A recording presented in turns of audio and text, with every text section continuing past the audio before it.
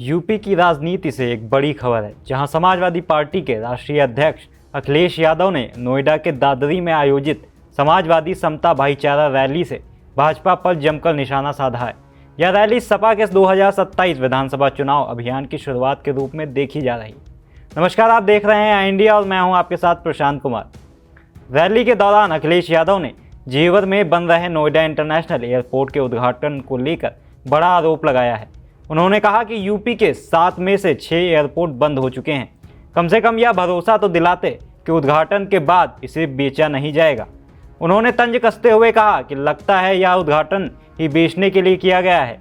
अपने भाषण में अखिलेश यादव ने सामाजिक भेदभाव और अपने व्यक्तिगत अनुभवों का जिक्र करते हुए कहा कि जिसने अत्याचार, अन्याय और उत्पीड़न नहीं झेला वो हमारे दर्द को नहीं समझ सकता।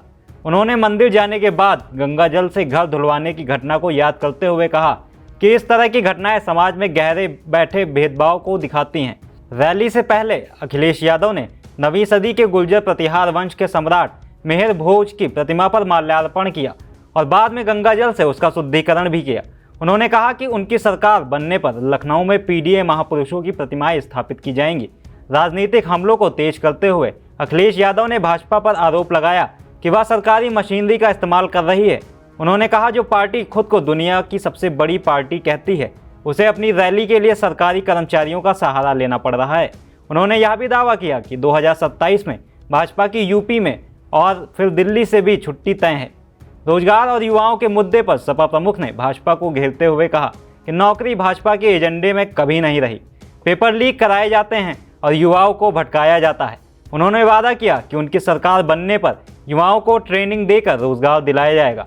संविधान और आरक्षण के मुद्दे पर भी अखिलेश यादव ने बड़ा बयान दिया।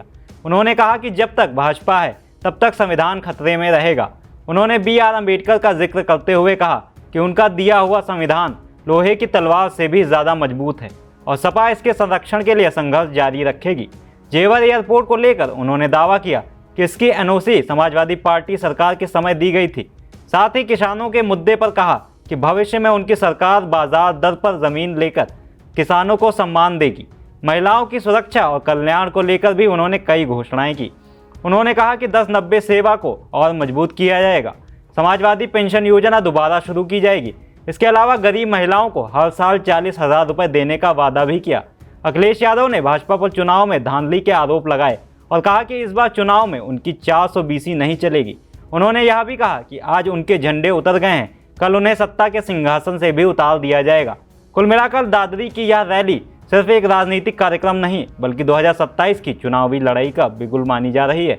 अखिलेश यादव ने इसे हुंकार बताते हुए सामाजिक न्याय और पीडीए एकता के जरिए सत्ता में वापसी का दावा किया। फिलहाल उत्तर प्रदेश की राजनीति में आरोप प्रत्यारोप का दौर तेज हो चुका है। अब देखना यह होगा कि जनता किसके दावों पर भरोसा करती है। खबर आपकी, नजर हमारी।